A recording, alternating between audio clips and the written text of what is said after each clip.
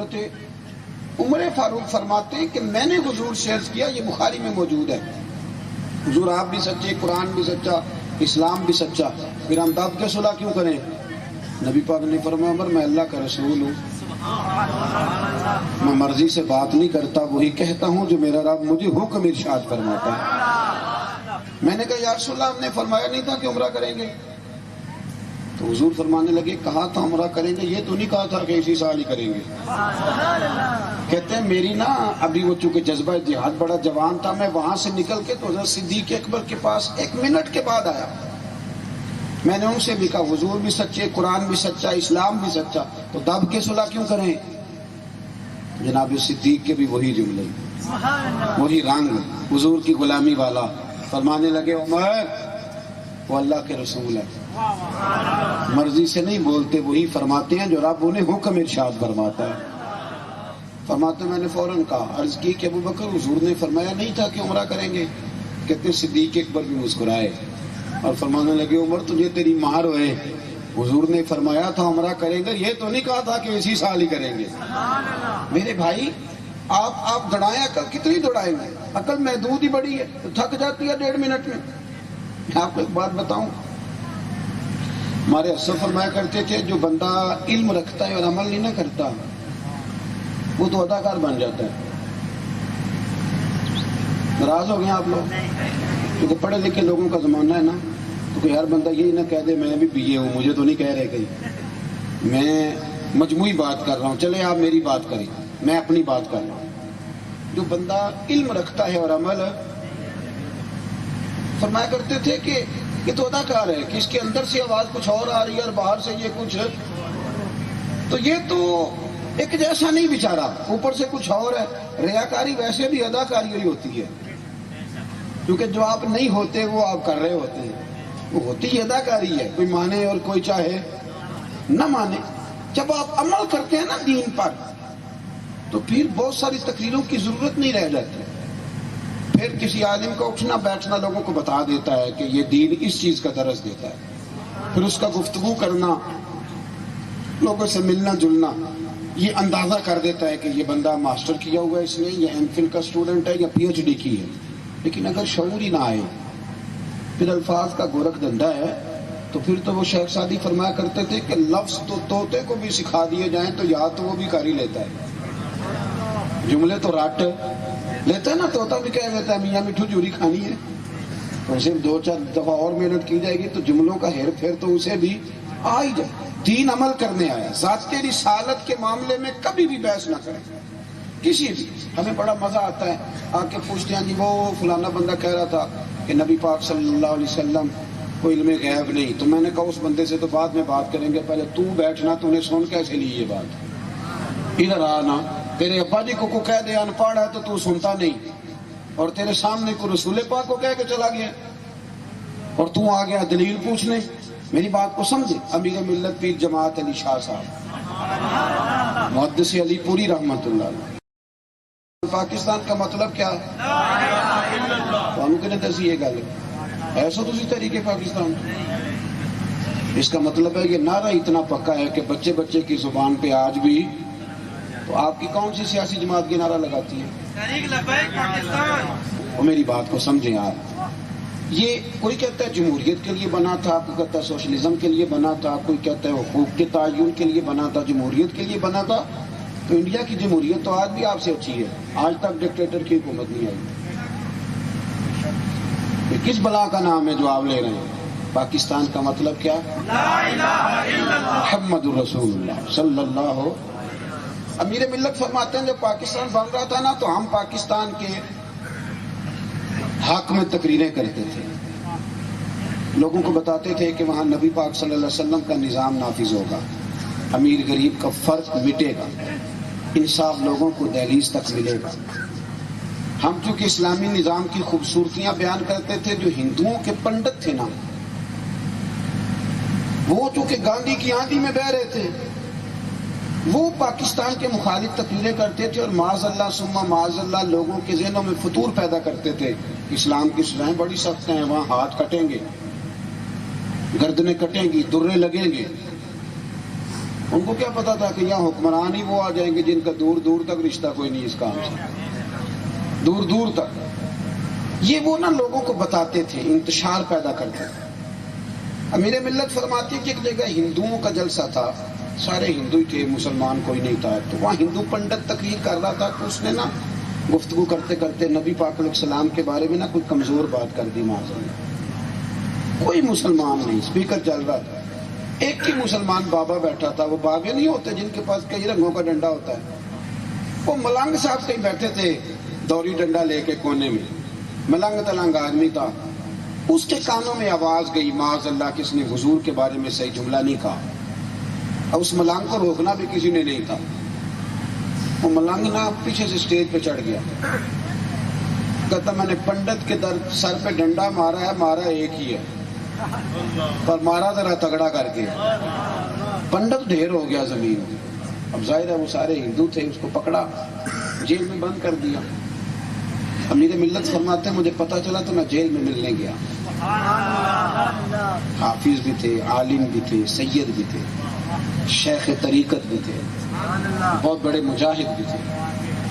ماتے جب میں ملنے گیا نا، لوگوں نے بتایا یہ پیر جماعت علی شاہ صاحب ہے، تو اٹھ کے کھڑا ہو گیا اور ہاتھ باندھ کے نا اس نے جملہ ایسے کہا کہ میرے وجود پہ کپ کپی طاری ہو گئی۔ کہنے لگا شاہ جی معاف کرنا، مجھے سیدوں سے ملنے کی ادب اداب نہیں آتی، آپ نے کیوں تکلیف کی میرے جیسے بندے کی، مجھے نہیں ادب، تیری نسل پاک میں ہے بچہ بچہ نور کا، تو ہے عین نور تیرا سب گھرانہ نور کا، مجھے نہیں ادب اداب آتے حضور، کیوں تکلیف کی؟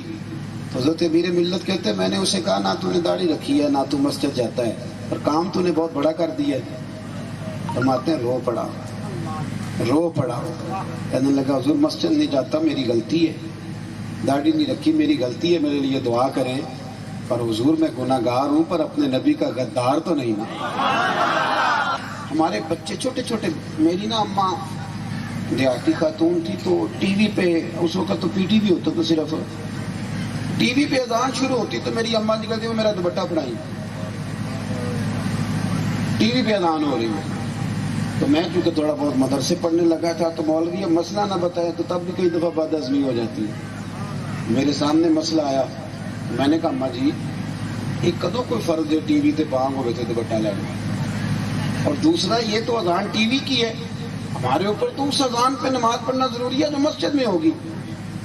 تو میری اماں کہتی ہے مینوں زیادہ گلا نہ سنا، دوپٹہ دے انہیں میرے نبی کا نام لینے، میری بات کو سمجھے، ہمارے حضور کے ساتھ جذباتی رشتے وابستگیاں ہیں، گہرا تعلق، ہمارے ہاں بحثیں نہیں ہوتی، ہمارے ہاں تو سرکار کی شانیں، عظمتیں، رفعتیں، بلندیاں، ہمارے ہاں یہ تکرار نہیں ہوتی تھی جو آج شروع ہو گئی، ہر بات علماء کرتے تھے، باتیں اختلاف رائے ہوتا تھا، پر وہ بزرگوں میں ہوتا تھا اور کتابوں میں بند ہوتا تھا۔ عام آدمی میری طرح کی عمل کرتے تھے، وہ تو کہتے تھے کوئی شان کی بات سنیں گے تو محبت بڑھے گی، سنگیو حضور کی کوئی بات ملے تو اس پر عمل کرو، سرکار کا کوئی فرمان ملے تو اس پر عمل کرو، نبی پاک علیہ السلام کی ذات کے بارے میں کبھی بحث نہ کرو، دین کے معاملات میں کبھی بحث نہ کرو، حکم آ گیا تو آ گیا۔